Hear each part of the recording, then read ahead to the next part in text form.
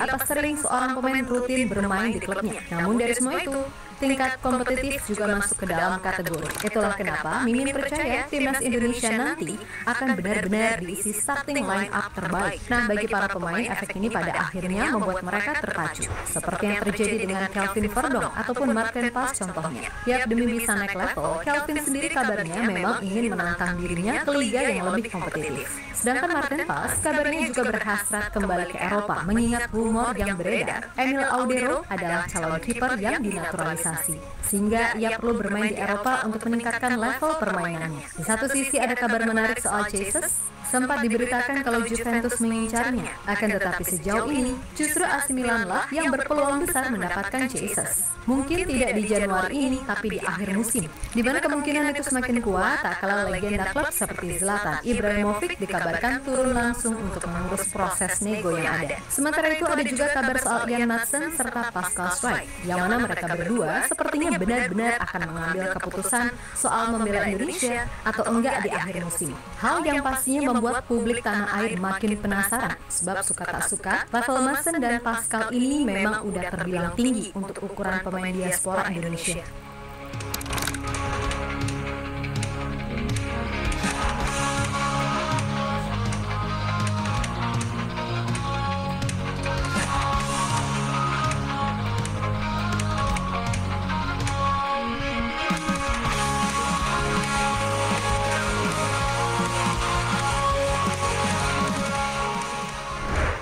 Di tengah padatnya tim kepelatihan timnas kurang lebih 10 hari ke depan khususnya untuk memantau Liga 1, memang pada akhirnya standar yang ditetapkan untuk masuk ke timnas jadi lebih tinggi. Dan itu pula yang dirasakan oleh pemain-pemain yang kini merumput di luar negeri. Yap, di luar itu semua, suka nggak suka, imbas dari keberadaan para pemain keturunan memang cukup besar. Pasalnya timnas Indonesia kini menjadi kian disorot oleh media-media asing. Dan semua tahu beberapa dari pemain Indonesia boleh jadi adalah mereka yang secara reputasi cukup ternama di Eropa. Terlebih mereka-mereka ini sekarang juga sedang dalam gosip panas di bursa transfer. Seperti yang terjadi baru-baru ini dialami Jesus. Tentu kita semua tahu kalau rumor soal Juventus yang mengincar Bang Jai, namun seketika itu juga Venezia langsung mematok harga tinggi sebesar 20 juta euro apabila Juve mau merekrut Bang Jai Januari ini. Jelas harga segitu bagi pemain debutan di Serie A terbilang tinggi, apalagi finansial tim Italia nggak sebesar tim Inggris. Maka Juve pun akhirnya mengalihkan pencarian sampai secara resmi mendapatkan back Newcastle, Lloyd Kelly, dengan status pinjaman dengan kewajiban untuk membeli di akhir musim dengan biaya 15 juta pounds, dengan tambahan dan klausul penjualan untuk mantan back tengah Bournemouth. Tentu saja setelah Juve agaknya keberatan dengan Venezia yang memang sedang krisis back, serta hanya Jay yang tampil konsisten sampai akhirnya ia didapuk jadi kapten, ada AC Milan yang ternyata nggak mau ketinggalan.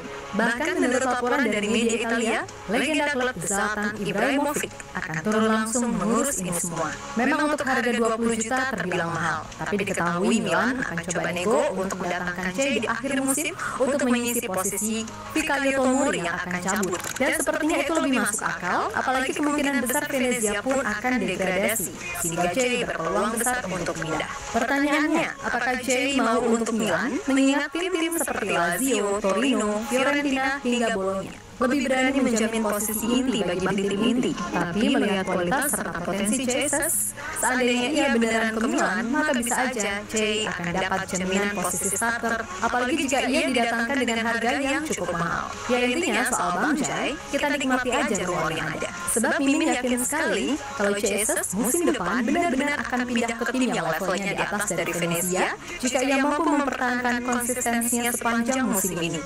Akan untuk manusia aku selamanya.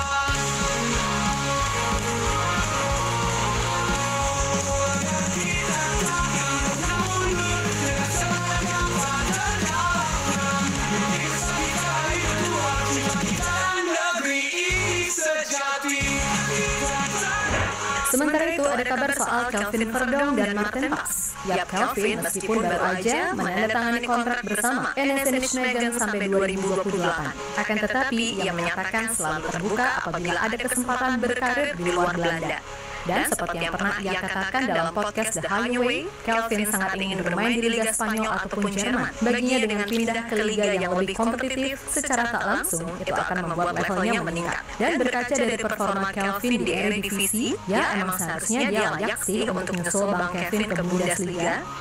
Saya selalu memimpikan La Liga ya, tapi Bundesliga juga. Saya ingin bermain di sana. Saya ingin lihat apakah saya bisa mengatasi level tersebut di La Liga atau Bundesliga ataupun liga top lainnya, tegas pemain 27 tahun tersebut. Yap, sejatinya peluang Kelvin untuk pindah terbilang cukup besar.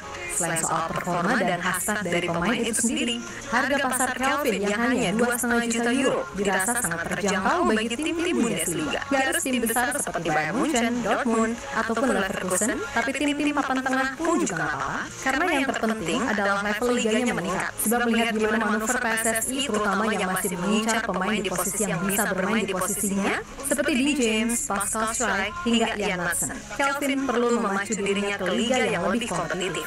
Emang keren pemikiran abang-abang imut yang satu ini. Kemudian ada juga Maarten Pas. Sebagaimana diketahui, kalau kontrak Maarten bersama FC Dallas diketahui akan kelar pada Desember 2025. Meskipun masih ada opsi perpanjangan 2 tahun, Maarten diyakini masih berambisi kembali ke Eropa. Dan tujuannya, kalau nggak ke Belanda, Italia, ataupun Jerman. Nah, peluang besarnya, Maarten ini malah ke Bundesliga. Sebab sebelum ini pun, menurut Transfermarkt, Maarten udah masuk buruan tim-tim Bundesliga, yang mana artinya jika ia beneran ke sana, maka Maarten akan nyusulin Kevin. Meskipun belum diketahui pasti tim Bundesliga yang akan merekrutnya, namun dengan kualitas yang dimiliki. Mimin merasa, Maarten sangat bisa untuk bersaing di sana, sebab di MLS pun dia masuk sebagai salah satu kiper terbaik dan telah meraih 2024 MLS Save of the Year.